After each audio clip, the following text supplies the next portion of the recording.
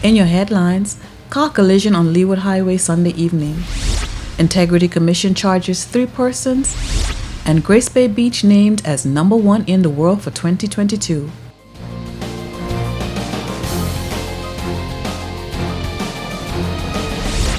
From the PTV Broadcasting Headquarters in Providenciales, your #1 source for news, I'm Erica Pinales delivering the latest from across the country this Monday newscast right to your door. Newswatch starts now.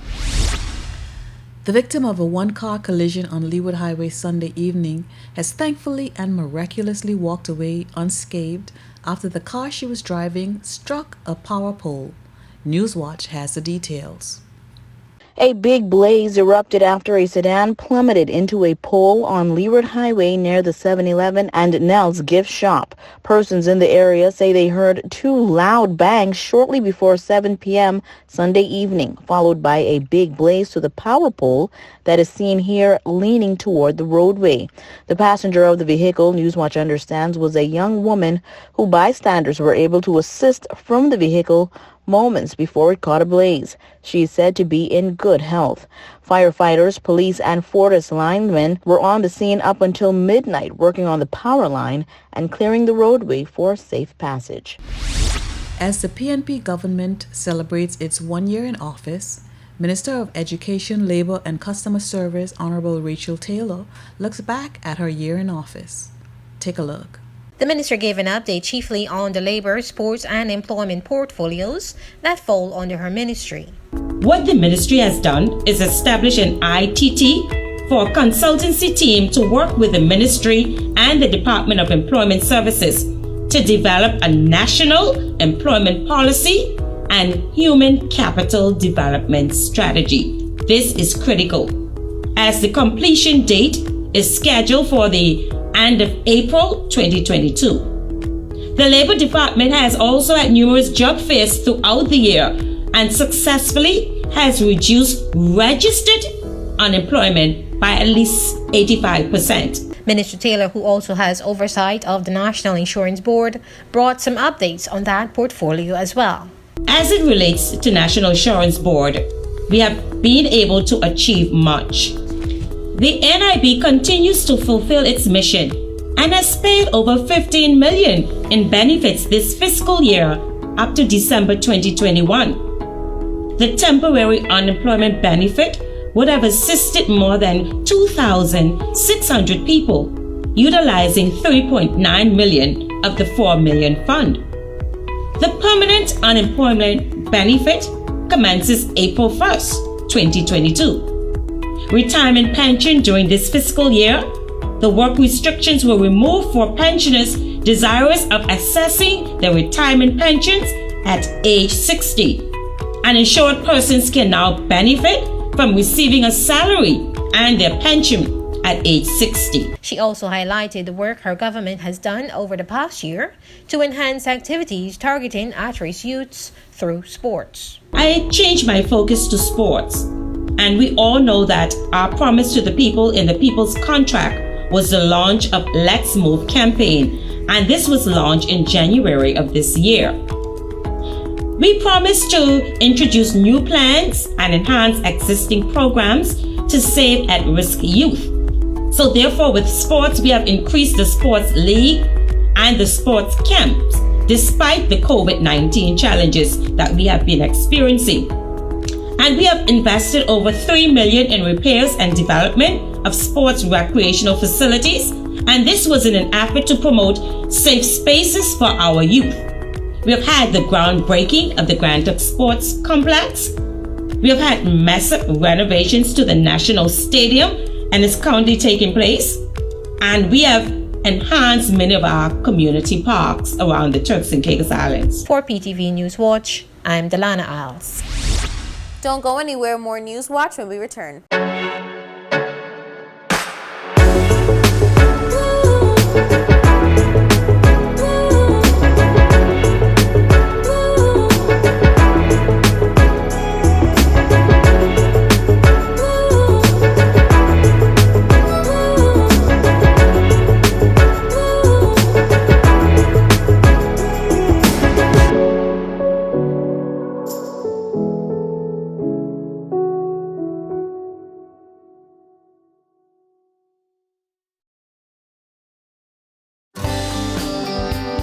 This is a reminder that all PTV service accounts are due on the first day of each month.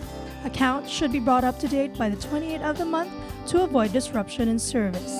Payments may be made on our office at Stubbs Diamond Plaza, Providenciales, Mides Plaza, North Caicos, and Airport Road in South Caicos. Payments may also be made online using Scotiabank, CIBC First Caribbean Bank, and Royal Bank of Canada. Please allow 3 business days for online payments to be processed. We thank you for your cooperation.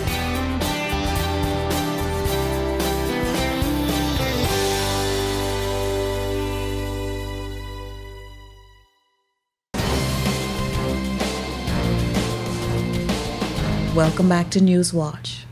The Integrity Commission has charged 3 persons with offenses of corruption and conspiracy to cause misconduct in public office. The details in this report. 3 female immigration officers were last week slapped with corruption and misconduct charges following investigations by the Integrity Commission. The 3 individuals have since been suspended from duty as a result of the allegations.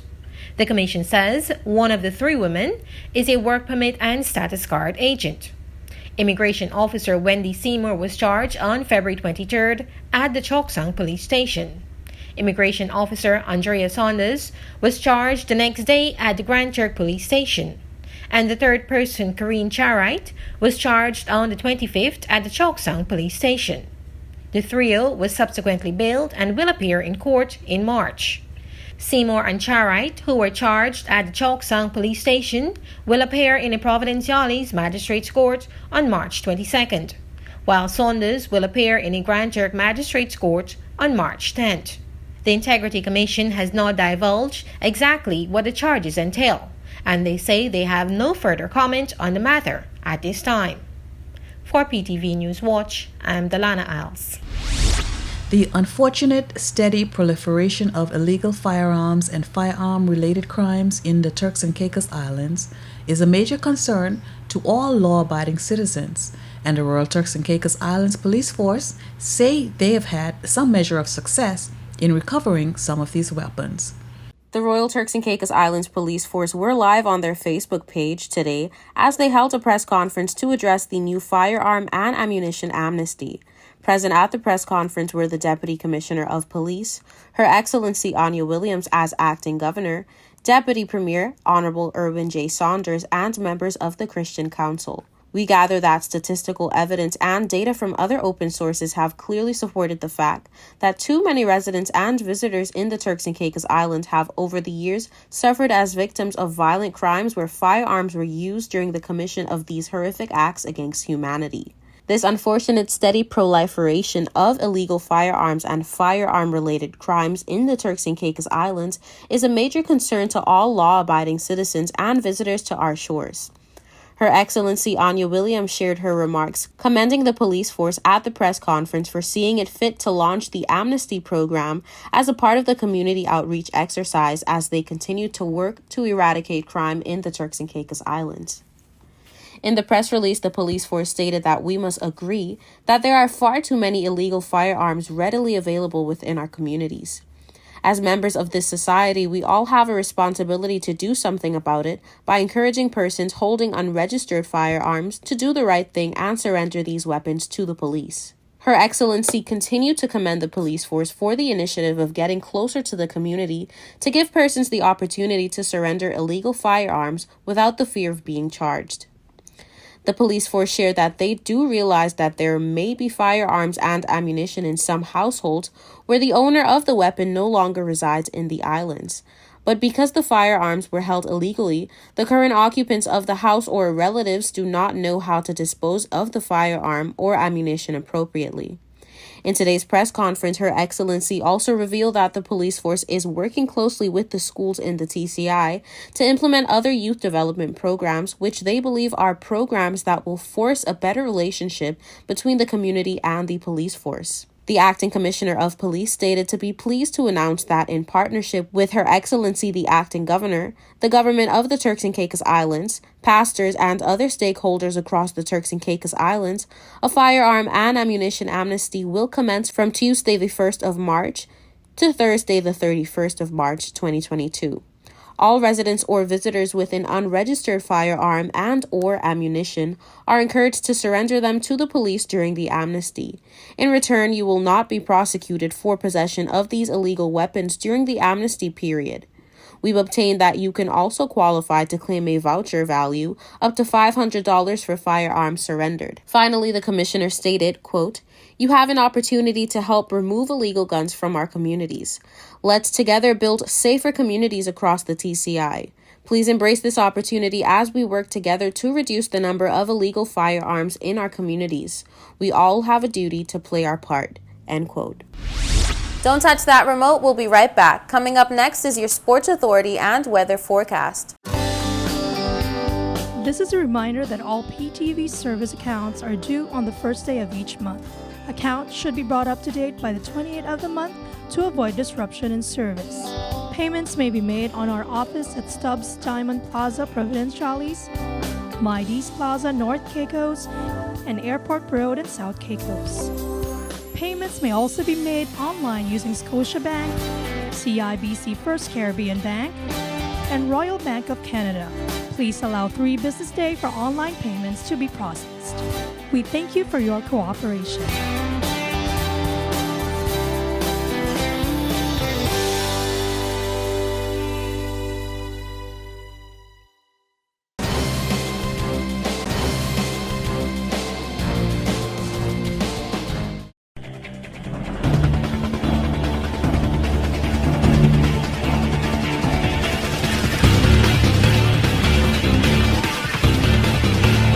Last Saturday, the girls gave it their all for the most coveted title in high school softball.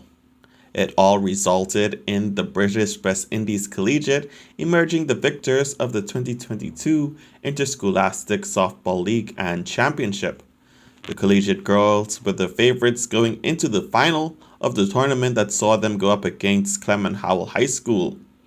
The championship game results were a 28-8 finish, to the disappointment of the Clement Howell girls, who took home second place for the championship. Wesley Methodist faced off with Margie Basden for third place, but it was the Margie Basden girls who emerged the victors with a 12-18 win. Special awards were handed out to the player with the most runs, Louisa Hedgewald, the team with the best pitcher, Kearney Rigby, and the MVP award presented to Jemiah James, all of whom play for the British West Indies Collegiate. Reporting for your Sports Authority, I'm Alik Harvey. Weather forecast for March 1, 2022. Grand Turk on Tuesday, mostly sunny skies. High 80, low 73. Winds southeast at 5 to 10 miles per hour. On South Caicos for Tuesday, mostly sunny skies. High 80, low 74. Winds east-southeast at 5 to 10 miles per hour. North and Middle Caicos on Tuesday, mostly sunny skies, high 81, low 73. Winds southeast at 5 to 10 miles per hour. Parrot and Pine Key on Tuesday, mostly sunny skies, high 80, low 73. Winds southeast at 5 to 10 miles per hour. And on Providenciales on Tuesday, mostly sunny skies, high 80, low 73. Winds southeast at 5 to 10 miles per hour.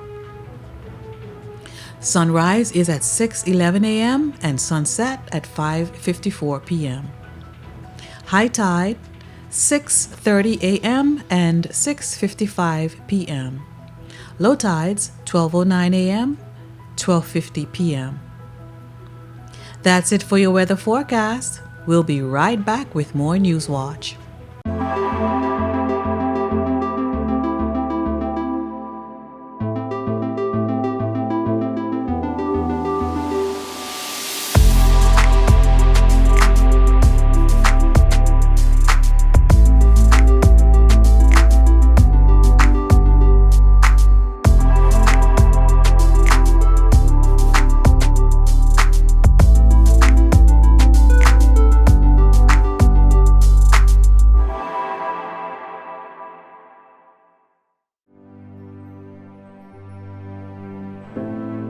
Here at People's Television, we're more than just your leading news and entertainment services. We are spreading the gospel.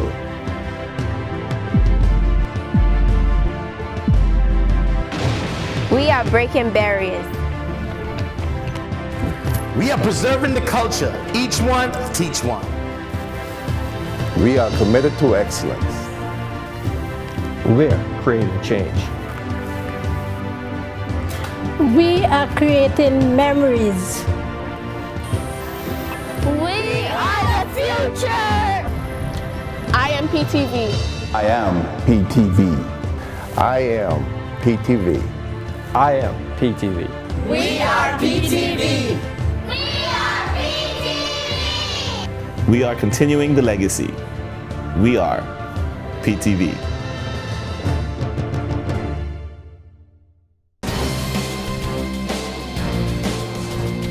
Picture a warm, pristine paradise. White sand beaches. Turquoise tinged, clear water. And you've got the #1 beach in the world for 2022, according to users of TripAdvisor. We bring you the details. The world-famous Grace Bay Beach is located on the northeast coast of the island of Providenciales. This pristine beach is the hallmark of the Turks and Caicos Islands and the recipient of many designations, awards, and accolades. Grace Bay currently holds the position of World Travel Awards' world's leading beach destination, and most recently first place in TripAdvisor's World's Best Beaches. Over the previous decade, Grace Bay has taken first or second place in these two competitions 19 times. According to TripAdvisor, if you want the ultimate spot on which to lay down your towel, then head over to Grace Bay Beach in Turks and Caicos, as we've been declared #1 in its 2022 Traveler's Choice Best of the Best Awards for beaches. Our beaches took the top spot in a ranking drawn up from the quality and quantity of reviews and ratings from TripAdvisor travelers for beaches worldwide, gathered between January 1st and December 31st of 2021. Just a few months ago, on December 22nd, 2021, it was announced that the Turks and Caicos Islands was exemplified as winner of multiple categories in the Caribbean Travel Awards, and now most recently, the #1 beach in the world. Throughout 2021, tourism in the Turks and Caicos Islands flourished thanks to the Tourist Board's strategic marketing and public relations plans, combined with its vigilant TCI-assured protocols and aggressive vaccine campaign, with over 78% of the adult population vaccinated. Public relations efforts have resulted in nearly 1.5 billion media impressions and a corresponding media value of nearly 145 million in 2021. And now, at the beginning of 2022, the Turks and Caicos Islands continues to be a world-class, award-winning destination.